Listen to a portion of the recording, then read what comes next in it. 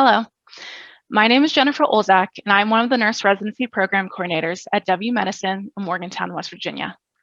Today, my colleague and I would like to present to you how a structured safety program increased our graduate nurse retention rates.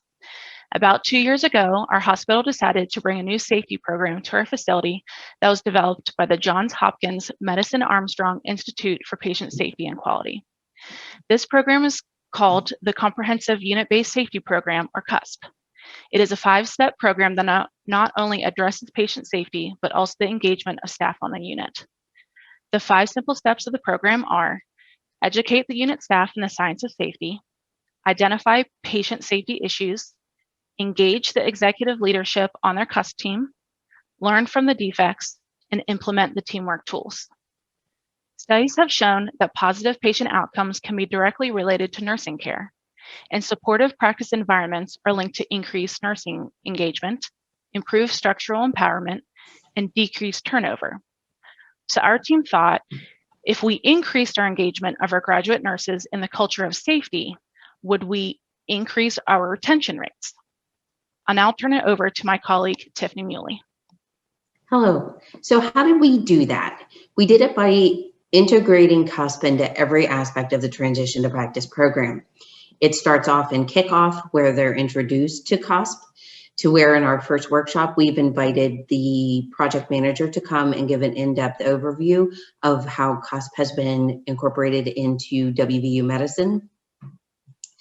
We then require the nurse residents to attend 4 CUSP meetings on their own units to see what the issues are on their units and what solutions that they are working on to help solve those issues. They then bring that information back to the workshops, where they share with other like units what their issues are, what their solutions they're working on, so that those other residents can then take that back to their units. Because every issue there could be issues happening all in the same units. So then that is part of their evidence-based practice projects, where they find an issue and then work that to solution. And we had one of our nurse residents do that, where she saw an issue with inline suctioning, in that we didn't routinely do that on the floor. And she wanted to see if they could do a study to do inline suctioning on the floor safely and improve patient outcomes. And they were able to do that.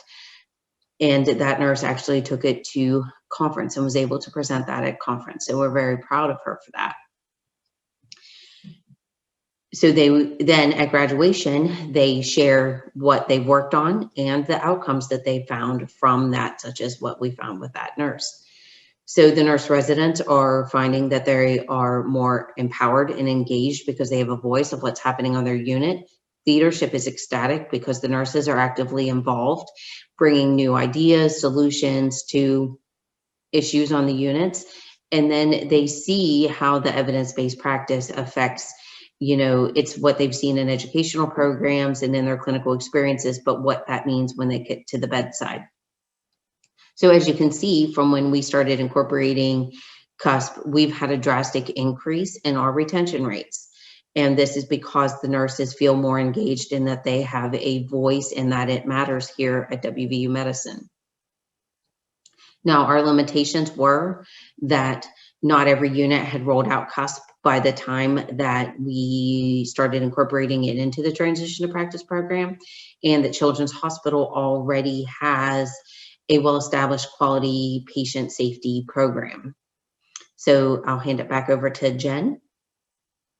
So as you can see, not only were we able to increase our retention rates, but we have also built a very strong culture of safety here at WVU Medicine. And with each year, it just continues to grow, and we are very proud of that. So we want to thank you for taking the time to watch our presentation. Thank you.